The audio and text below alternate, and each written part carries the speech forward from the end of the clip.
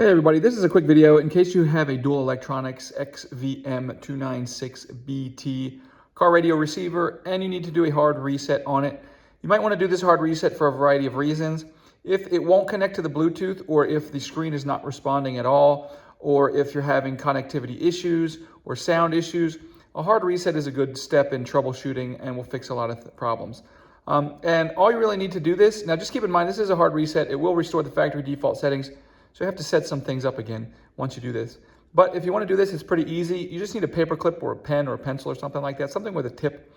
And you're going to just press the reset button. Now, where the reset button varies a little bit based on the actual submodel of these, but they're all over on the left side. On this one here, you have where you put the SD card in.